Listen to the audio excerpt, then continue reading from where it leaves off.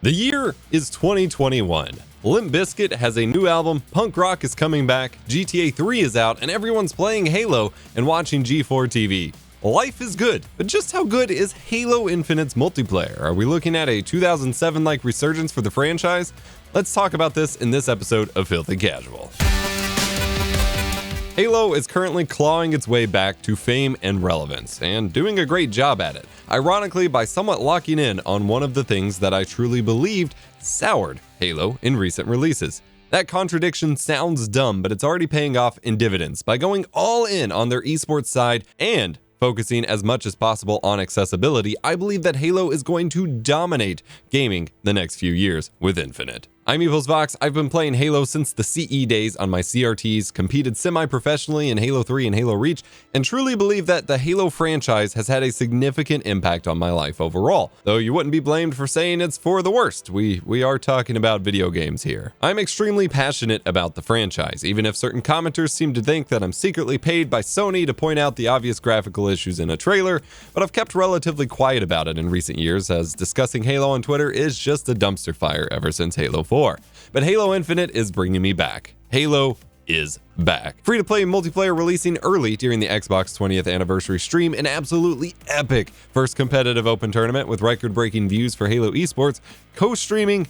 343 Industries is suddenly doing a lot of things right. In case you missed it, Halo Infinite's multiplayer is ready to play now, ahead of the full December 8th release date. It's free to play on Xbox and PC, integrates with Steam if you want, and any progression you make now will transfer over when the game fully releases on December 8th, since this is technically a beta.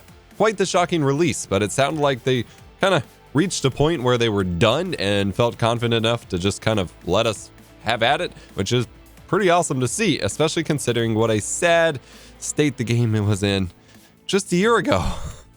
With accessibility being super important to Halo's success, it really doesn't get any more accessible than free to play and crossplay enabled. Heck, it's even only about 28 gigabytes to download too, which by today's standards is kind of small for a big multiplayer franchise. It was also quite the cocky move to come swinging with when Call of Duty's latest release is not being received too well, and Activision burning itself to the ground anyway, and Battlefield 2042 being in kind of a buggy state right now. So how is it? I wouldn't say we have the whole multiplayer package, but it's a start. There's social 4v4s, big team battle, ranked arena, custom games, a metric elephant load of unlocks, and a depressingly slow battle pass system, which they are working on, theater mode, Forge, oh wait, nope, not that one. I've already put a stupid amount of hours in, bought the battle pass, tried out all of the modes of course, and I am hooked. And seeing friends from across my decades of playing Halo all logged in again at the same time makes me feel like a happy high schooler on Christmas booting up my first Xbox 360. But there does feel like a lot's missing, especially coming from playing MCC nonstop, as they've been turning it into the best Halo package you could ask for. There's just social, big team, and ranked play. No separate playlists for game types, Slayer only, BR starts, objective only, anything like that. There's no fun modes like Fiesta or Griffball. There's not even fun competitive modes like SWAT or Snipers. There's also no customs browser. Forge is obviously missing, and the custom sandbox feels a little limited at the moment. Combine this with the move over the past few Halos to hide your playlist-specific rank, which was a thing even in social playlists in Halo 3 on Xbox 360, in lieu of a hidden CSR or competitive skill rank system, I can't help but feel like it's a little hollow right now. Now this is where echoing the reminder that this is just a beta is important, as they could have a totally different playlist structure in mind come launch. But I want to have this feedback heard as loud and clear as possible, just in case that isn't the case. Compared to MCC's brilliant match composer, this is dog poop. But again, it's just a beta, but I'm really worried that this is kind of what they're focusing on. The reason this matters is because of how good the game satisfies some of the casual arena shooter itches I've had that most games have moved away from. When discussions of skill-based matchmaking and shooters going too hardcore come up, I always point to Halo 3 and Halo Reach as shining examples of what I felt were the perfect balance of matchmaking potential. Halo 3 had entirely separate social and ranked or competitive playlists with their own individual ranks per game mode in that playlist. Ranked is where you went to sweat and show off your true 50, and social is where you chilled and with some Doritos and party chat while listening to dubstep or whatever weird stuff we did back in 2007. SBMM was present in social playlists, but it didn't get in the way of fun. Whereas most modern shooter titles today have SBMM so tightly tuned that even in the most casual modes, it feels if you aren't trying your best, you don't get a chance to even like move or have any real fun. Halo Infinite immediately brings back this feeling of hopping into voice chat with some buddies, drinking some soda, and gaming into the wee hours of the night, and then regretting that the next day because I'm a grown-up with responsibilities and I'm a new dad and I'm a filthy casual now. All that without sweating my butt off, at least not for competitive reasons. I've had quite a few nightly sessions with my buddies lately, discord.gg/EposVox if you want to get in on that action, by the way, and each night I just wear a big smile on my face because of the laid-back messing around while playing Halo feeling is back, and it isn't just something that felt that way because I was in high school back in the day. This is incredibly important to Halo, as accessibility has always been Halo's standout feeling, from its origins revolutionizing shooter gameplay on the controller for the original Xbox, to perfecting the rock, paper, scissors gameplay balance across a variety of guns. The easy to learn, difficult to master curve is pretty well tuned here. But sometimes that feeling comes to a grinding halt, specifically whenever Capture the Flag or Stockpile comes up. CTF is a Halo staple and allows for the most dynamic and impressive competitive multiplayer shooter viewing experiences you will ever see. But it's as sweaty as it gets in terms of competitive play, even in the social playlists. Stockpile is in big team only, but is also usually a sweat fest or just a steamroll. I thoroughly enjoyed Stockpile and Halo Reach, but Infinite's remixed version of this mode, it just feels like a chore to play every time, whether it's competitive or not. Especially since the game is so young and most of the players don't seem to understand how the mode works, or that there's vehicles that can carry multiple power seeds at the same time, and so on. Also, power seeds, that's the name you come up with here. And I don't say this as some loser who's not good at the game and doesn't understand competitive play. I'm currently in Diamond and I'm aiming, I want to hit Onyx before the ranks reset. Like, I'm not bad at this game. Having separate playlists for Slayer-based and objective-based modes is an easy fix, or separate by game type entirely.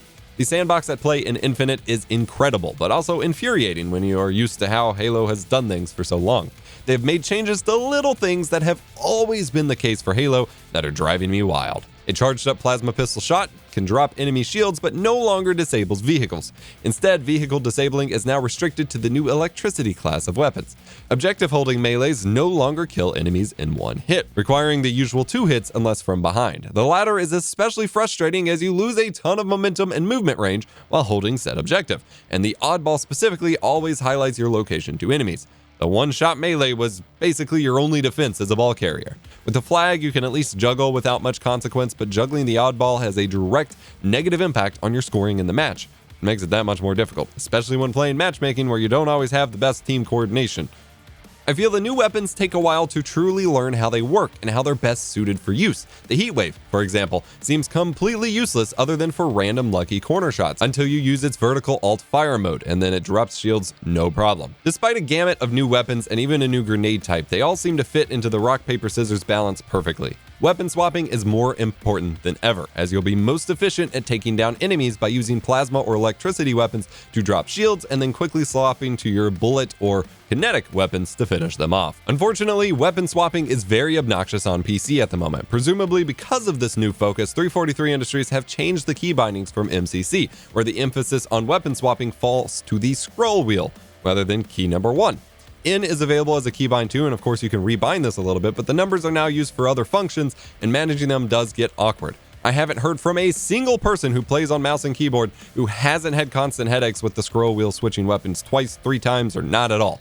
Meaning that if I run out of ammo or want to swap weapon types, I'm just as likely to end up with the same weapon I was just shooting with, rather than the one that I want to use as my secondary, and then I just die. This is supposedly not an issue on Xbox with controller, but even when I played with my fancy new Halo Elite controller on PC, the Y button sometimes just wouldn't swap at all for me. It's really weird. The assault rifle is back as the default weapon for social matchmaking, while ranked has BR starts. The AR is just so damn powerful at close and mid-range. Having matches start with it means literally anyone can pick up a controller or mouse and start dropping some fools, without needing a ton of accuracy.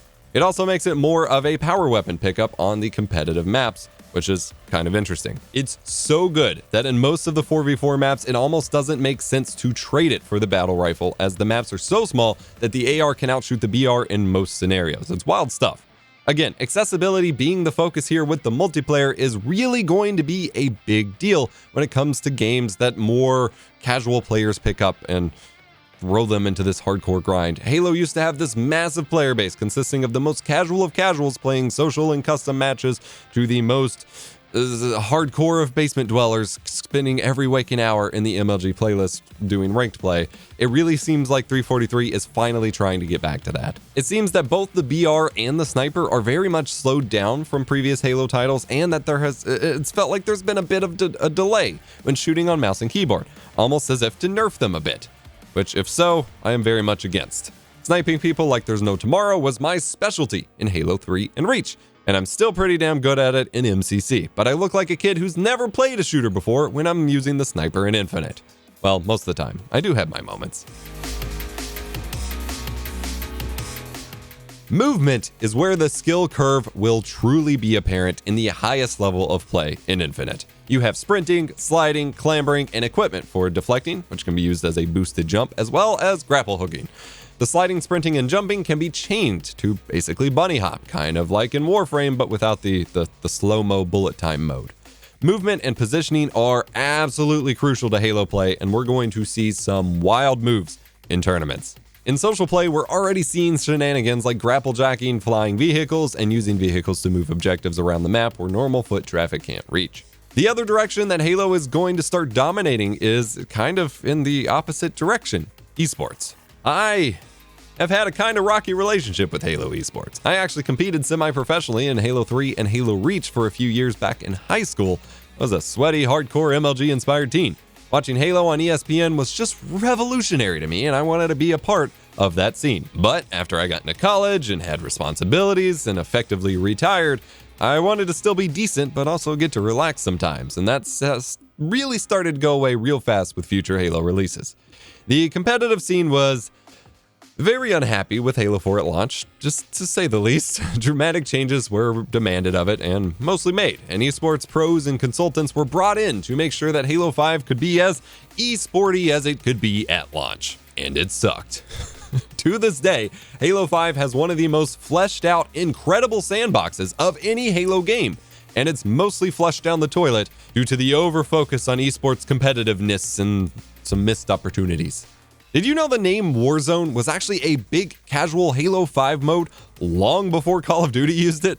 I still believe to this day that 343 and Microsoft have made the biggest mistake of Halo's history by not putting a free-to-play, microtransaction-filled Halo 5 Warzone on Xbox and PC to feed into the franchise. They're trying to make up for it now, but oh boy, they clearly missed out on something. All of the sandbox pieces were there, and customs in Halo 5 were actually pretty fantastic, but the online matchmaking consistently stayed the biggest sweat fest of any Halo title, and the mechanic changes I just couldn't get behind.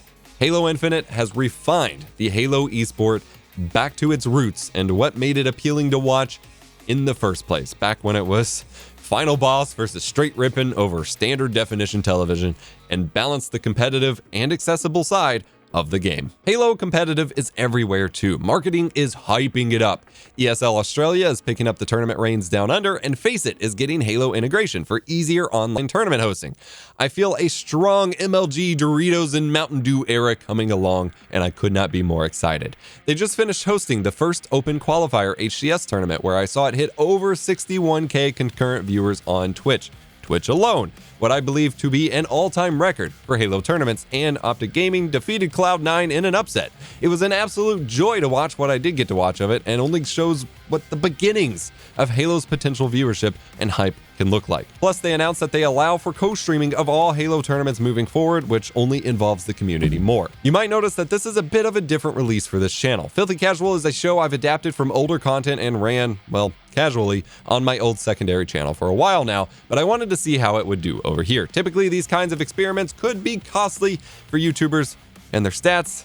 This would be a problem, if not for the independent video site that I have built with my creator friends. The site is called Nebula, and we've partnered with CuriosityStream. Nebula features YouTube's top education creators such as Legal Eagle, Thomas Frank, and MKBHD. My videos are higher quality there, ad-free, and often extended from the YouTube versions. CuriosityStream saw what we were doing for education and wanted to form an alliance. If you click the link in the description below, you not only get access to CuriosityStream and their library of thousands of documentaries and educational content, but you get access to Nebula and all of our fun edutainment over there as well. 2 sites for the price of 1. Better yet, CuriosityStream is currently running a holiday promotion where you can get 42% off an annual subscription, making it under $12 per year for both sites. Absolutely wild. While you're there, check out Nature Through Her Eyes, a mini-series showcasing the beautiful world of nature through the eyes of 4 female cinematographers. Head on over to curiositystream.com/epos for the best deal in streaming and get access to both sites for under $12 per year. 42% off. It's bonkers. Just do it. Will Halo return to its former glory, or will it light a spark that fizzles out by the next AAA release coming out? That remains to be seen, but I definitely believe that Halo is back to stay, for now at least. There's so much riding in 343's favor after such a tumultuous development cycle and a year-long delay. I have to believe that Halo is back. It's been a blast streaming it again, and I hope to see each of you giving it a shot too. It's free. Thanks for watching this episode of Filthy Casual. If you want to catch more episodes, since most have not been on this channel, check the playlist link down below. Down there you will see links to my Discord server and Twitch if you'd like to hang out. And we'll probably be streaming some other stuff as I can't stop playing Pokemon Diamond and Pearl right now. But I'm EposVox. Remember, be kind, rewind.